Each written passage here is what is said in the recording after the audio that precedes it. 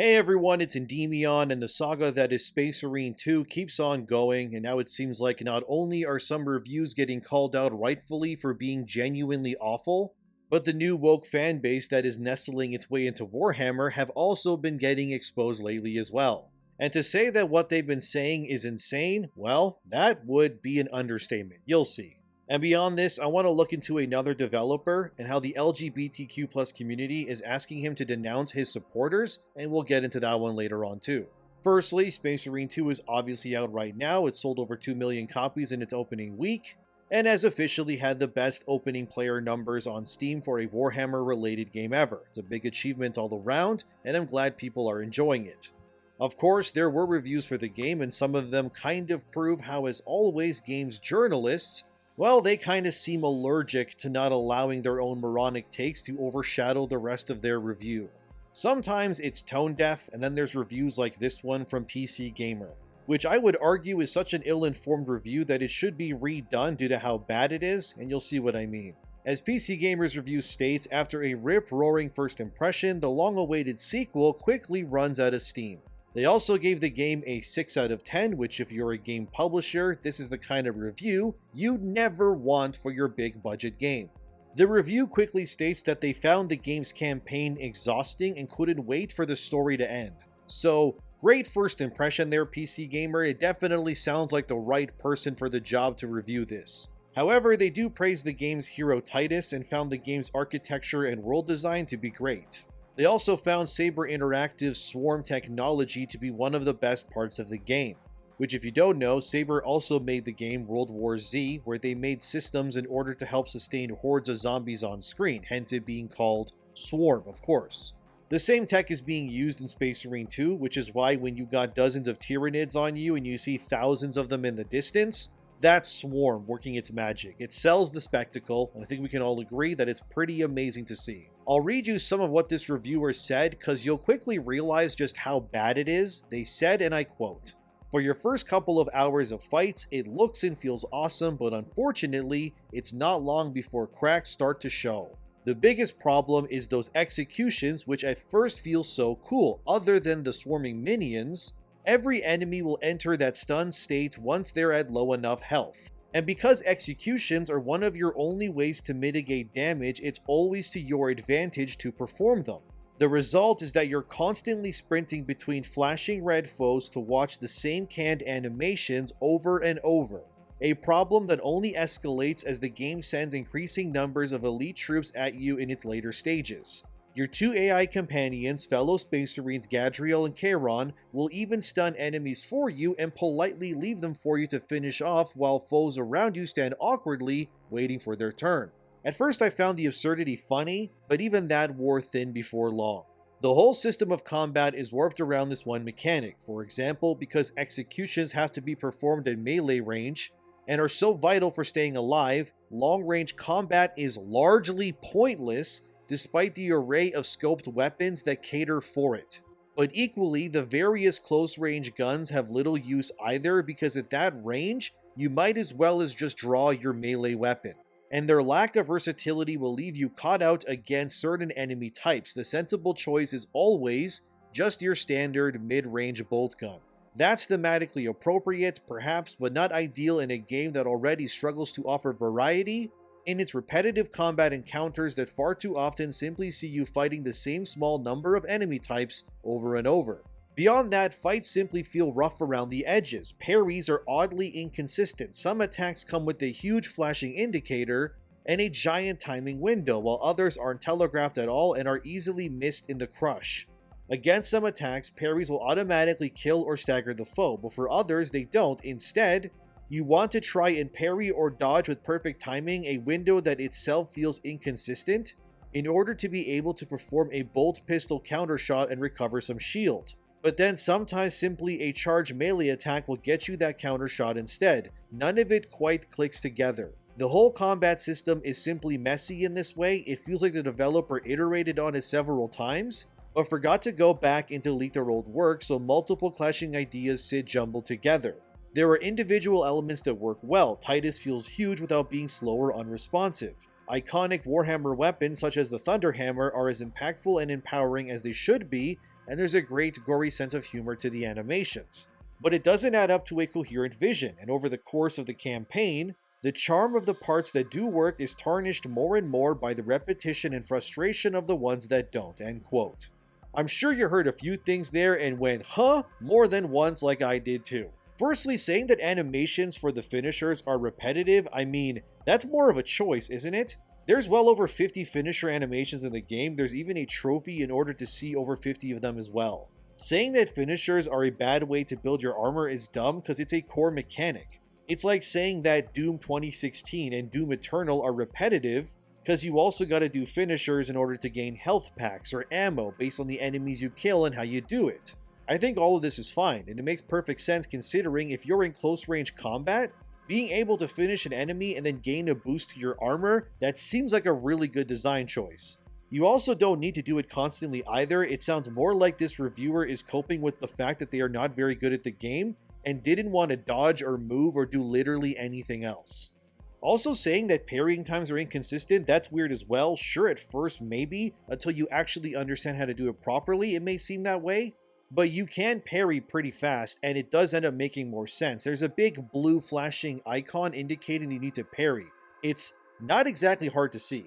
And saying that enemies hit you off screen with parry attacks is also kind of dumb too, since you can also see the parry icon flash based on its location with your Space Marine. Will you get hit at times even if you do see it? Sure you will, but I mean it's a gameplay mechanic in a game that has a lot of melee combat, these sorts of things will happen.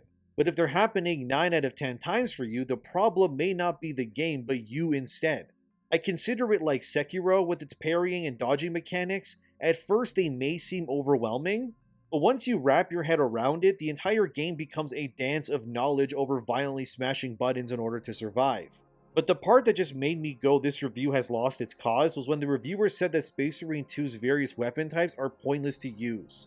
Saying stuff like shotguns and blasters at close range are not worth the trouble, that's ridiculous to me, since many consider those to actually be some of the best weapons overall, and especially during the campaign, these sorts of close range weapons, they work really well, obviously.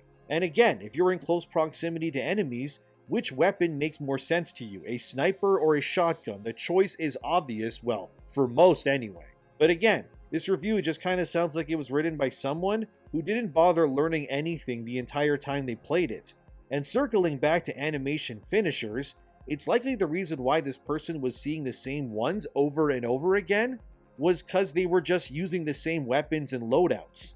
Because as many of you know, if you use a finisher on an enemy with say a chain sword versus the hammer, there's different animations for the enemies, so it's very likely this reviewer just picked one melee weapon and then they just stuck with it.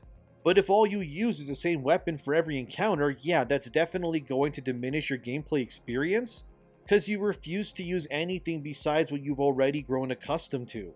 It's like going to a restaurant and always ordering the same meal and then complaining that the restaurant has no variety. Like, maybe try something different for once, or you can just keep doing the same thing over and over, which during the campaign at least, I definitely didn't do that. I just used new stuff all the time, and it led to many more finisher moves and variety of gameplay. But these reviewers, they seem to not understand the definition of insanity, which is doing the same thing over and over again and expecting things to change. And that, my friends, is indeed crazy, but they also give another take that is also quite dumb where they say, but while that atmosphere and authenticity never breaks, like the combat, the story increasingly loses its way as the game goes on. It has an odd structure. By the end of the second act, any intrigue and mystery in the plot has been fully resolved already, and the character arcs of your companions have concluded. I disagree with this as well, because I found the final 2 missions especially, which is pretty much the final act, to be the best part of the campaign easily. True, their arcs, so to speak, in a way were done mostly, besides maybe Titus, who obviously redeems himself at the end, but it felt more like the developers were like, you've been through a lot already, these people have obviously grown, now let's be brothers and kick some ass for real and make our last stand. And that's truly how it all felt to me, and I really enjoyed that a lot. The only part of this review I somewhat agree with, it comes with the multiplayer side of Space Marine 2.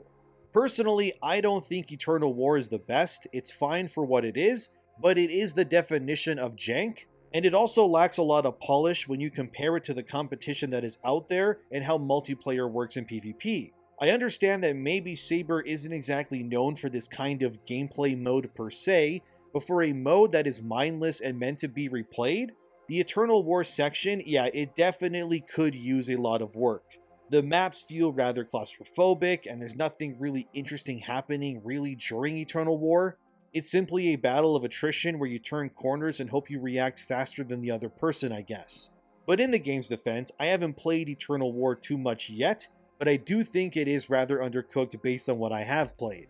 And it does need desperate time, love, and attention in order to become something that is really worth playing. I would have honestly preferred a more Helldivers-esque game mode where you're given objectives, you fall on a planet, and then you try to survive while completing them. And while I do enjoy the operations, I can see how they could become tiresome to run after so many times. Because they don't really change all that much. They're like Destiny's strike mode in a lot of ways too. You start in the same place, you end in the same place, and then you repeat it for rewards. I do think overall though, this Space Marine 2 is a good game. I don't think it's my game of the year or anything, but it does need the further support and refinement of its post-campaign modes in order to really sing. Although I think saying the combat is repetitive is kind of stupid, because combat is repetitive in any game you play, no matter what. If I could offer Saber any advice besides making Eternal War feel better to play, and obviously trying to reduce the load times, and make matchmaking more dynamic and easy to do, I would say go back to the campaign and take those levels in the missions, or at least parts of those levels, and then turn those into Helldivers-like mission modes. Like mini operations, if you will. For example, the first time you arrive on Kadaku, I think you could easily turn that level into an objective-based map, and then offer different enemy layouts every time you play it. Same goes for any other mission in the campaign as well. Pretty much what you want to do with a game like this is like what Helldivers was at its peak of popularity. You want to ensure that as little nonsense gets in the way between the players and the enemies that they want to fight. The more cutscenes, forced dialogue, which time gates pressing a button or pulling a lever to open up something, the worse it's going to be overall. No offense to people who like story, but I don't really play something like Space Marine 2's Operations or Eternal War for story reasons. I'm playing it just to kill stuff, level up, and get my dopamine hit. And I wager, since I do consider myself at least expectation-wise to be pretty standard like most players, that they would also want that as well. Just get rid of the cutscenes besides opening and ending the level, throw us in, and then just let hell break loose. I do think that a horde mode where each wave gets progressively more insane would be very fun too. Like eventually having 3 carnifexes on the battlefield hunting you down would definitely be something that you'd want to witness with your squad, because it would be insane. And when it comes to multiplayer games these days, you have to bring your A game or you get left in the dust like Concord did. But to finish with this segment of the video, PC Gamer's review is bad and they should feel bad about it. It's also weird considering they had another article on their site praising the game so highly as well. Yeah, I know different people wrote each article, but still it feels weird praising the game in one article and then going, but actually 6 out of 10 for the real review. It just feels odd to me, but now let's move over to what is being called affectionately by the community as Wokehammer. In case you're unaware, there's a lot of people joining the Warhammer hobby universe and all of that, and a lot of them are your typical wokies who want their insane demands met. Of course, these sorts of people have infiltrated things like Star Wars in the past and completely destroyed it over time. So naturally, Warhammer fans don't want these people to be here in this corner of the fandom, hence why they're called Wokehammer. Thor Odin's son, who I spotlighted in my previous Warhammer video, posted some stuff on Twitter that I found very interesting. Odin's son tends to clash with Wokehammers all the time, and then usually posts receipts of how unhinged and crazy these people really are. Obviously, don't harass anybody, let's look at what they're saying so that we can decipher the lunacy behind it. Odin's son said yet another example of Wokehammer being raging pieces of crap, this time insulting military veterans for playing Warhammer. This comes from a picture showing 2 men playing Warhammer in an active war zone, if you can believe it. One of the soldiers in this picture then said this to explain what was happening here. This is the hardest game of 40k ever played. That's White Dwarf 138, I believe, in his hand. We're playing at night in a hooch in the Iraqi desert about 25 clicks southeast of Nazariva. We have white stones for minis and a T-55 dipstick from a destroyed enemy tank as a measuring device. The table is made out of V-Pack air cleaners from M1 tanks, we are tankers, It's spring 1991, it's actually Space Marines versus Eldar in our imagination. This is really cool to see that these soldiers, during an active war, they found the time to settle down and then use their environment quite literally to set up a game so that they could enjoy it. It's actually pretty metal of them, and I think seeing things like this, it shows how hobbies and entertainment can really transcend someone's bedroom or wherever else. Of course, this is problematic, because white Marines playing Warhammer are likely before this next person was even born. So naturally, they need to dunk on it because they're Wokehammers, and this person said, "I always find it funny US military guys playing Warhammer. Do they realize they are the baddies? Like, y'all are the imperialist fascists? This game was making fun of you." Of course, this person thinks this way because that's how a lot of liberal weirdos think when it comes to anything related to war. Oh, you're playing a game about war while in a war yourself? Don't you realize that maybe you're the enemy here? Oh, I'm so smart. Like, please, stop opening your mouth for the sanctity of the rest of us. One user in response said it perfectly: "I see patriotic nerds using rocks to play 40K in an active war zone. Wokehammer sees fascists. Because someone can't be a soldier because they like their country and the people that live here without being themselves evil somehow. Why does Games Workshop want these kinds of customers?" Exactly this, they're right on the money. What I've noticed is more often than not, liberal weirdos tend to always view things in a distorted sense that almost always ends up telling on themselves. They preach saying that they are inclusive against racism and bigotry, yet more often than not, end up proving that they are in fact the ones who see race and such more than anyone else. Catering to these people is financial self-deletion, but most companies need to learn the hard way, of course. Then there was this one crazy level nuclear take where one user said, "The Imperium is explicitly the cruelest and most bloody regime imaginable, lol." To which another user then says, "Still the good guys given what has happened to them when they were vulnerable." Then the original user decided to give this take and, oh boy, and they said, "If a black guy starts killing random white people because white people enslaved black people when they were vulnerable, does that make him a good guy? Because that's basically what the Imperium is doing." Yeah, this take went over not very well, I gotta say. It sparked a lot of people to giving their own takes, saying how can you compare black slavery to the Imperium?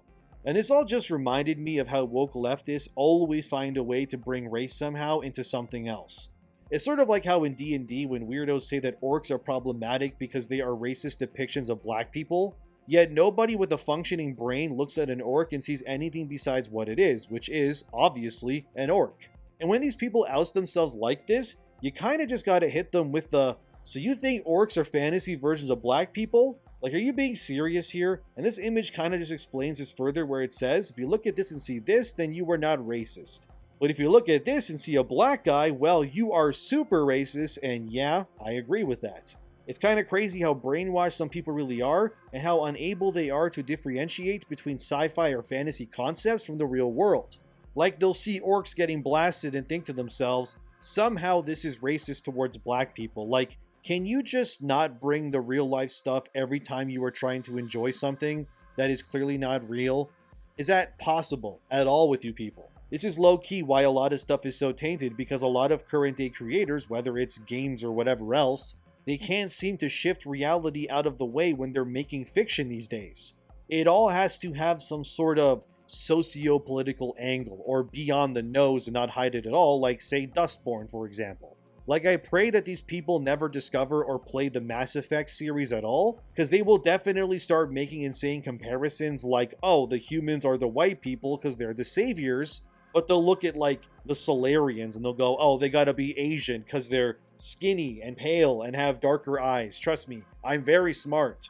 And they'll see the Krogan because they're, down on their luck or something, and they'll go, oh, they're not technologically advanced as much, so somehow in my woke brain, this means that the Krogan are actually black people. Like, actually, what if the Krogans and Solarians in Mass Effect are just aliens, and they are in fact not anything but what they are in the game? This constant reminder of the real world when you play video games is a big reason why we're here in the first place. I know it's because a lot of current newish developers have been trained to believe that everything must be political, which really sucks, but it is true. But these are just some of the examples of Wokehammer at work. I'm sure I'll have more as time goes on, and before I move on, I'll share you one last take from Wokehammer that is just insane, which is where one user compares the Xenos of Warhammer to Jewish people. Yep, that's a real thing someone said, alright. So in case you ever needed any more reasons to see how weird and messed up it's getting out there you go, it's on the screen, read it yourself if you want to. Obviously don't harass anybody, let's just shake our heads and try to do better everyone, but my god, are these some awful takes, dude. I do want to finish this video on something not Warhammer related, but you may remember a game called Solash 2. He got attacked by woke freaks because he wouldn't put same-sex marriage in his game about carrying bloodlines and legacies. So they came for him, he never budged, told them to kick rocks, and his game ended up doing pretty good in response. Of course they're still trying, and the reason why I'm showing you this is because this is the kind of people that are infecting Warhammer, Star Wars, and more as well. Here's their demand, which reads, Arthur, will you denounce the people who have been supporting you, who have been actively going out of their way to harass LGBT plus people on your socials because they think that's what you support? Or will you denounce them publicly and tell everyone they have safe spaces here, any gamer? You said this thread was a place to discuss this topic, and I expect that to be respected in case this question gets me banned. Arthur responded, and I quote, another morning, another demand from LGBTQ. I'm giving the LGBTQ community the benefit of the doubt because I know many good people from that community. But I still do not hear any prominent voices from that community addressing the evil acts committed in the name of LGBTQ. Since the beginning, I keep distancing you from the extremists more than you do. An independent journalist has written a press article about my situation and cleared my name. I shared it yesterday. It's my turn to ask questions now. Will the LGBTQ community address attacks on people's names and livelihoods committed in its name? Will the LGBTQ community address the rainbow flag being used as a rallying symbol to oppress people's freedom? If you know of anyone who is a prominent activist, not extremist, for the LGBTQ cause, please ping them and let them explain if the actions being committed in the name of LGBTQ accurately represents their community, and please keep the discussion civil, attacking people won't help, end quote. And he has a point there, but of course they won't read it that way, and that's the issue. These groups, they just want compliance and servitude. They never see themselves as the bad guys. Arthur stuck by his guns, he never caved in, and they will continue to attack him for as long as he lives, probably. But he's not wrong whatsoever. He's allowed to think and do what he wants, especially when it comes to his own game that he made without some investor's money. He answers to nobody but those who play his game, and if you only play his game if he vindicates you, well then, you're not the target audience, are you? You already have so many games that are made to uplift you. Even straight people play those games, so why can't you play a game the other way around this time? It's almost as if you need everything to adhere to your principles or be damned. That is neither healthy nor good of you whatsoever. So whether it's saying that Space Marine 2 sucks when it doesn't and then offering nothing useful or noteworthy while just exposing your own moronic takes, or Wokehammer being absolutely insufferable weirdos that are comparing literal man-eating aliens to Jewish people, or liberals attacking indie game devs, what are you guys even doing, man? You're not going to help your causes, you're just going to push people even further away. We need good, honest games journalism, we need to ensure weirdos don't get their way, like Wokehammer desperately wants to. They are not in the right, especially when they're comparing black people and slavery to something like the Imperium, like, that one is just wild, man. But this is where we're at. Space Marine 2 is winning, and that's good for them, but journalists are still trying to derail it. And everything else is so insufferable, but you need to know about these things so that you can better the world in the future yourselves. So, thank you for watching, thanks for the support, subscribe and such, thanks to my patrons and members, and I'll see you in the next one, friends.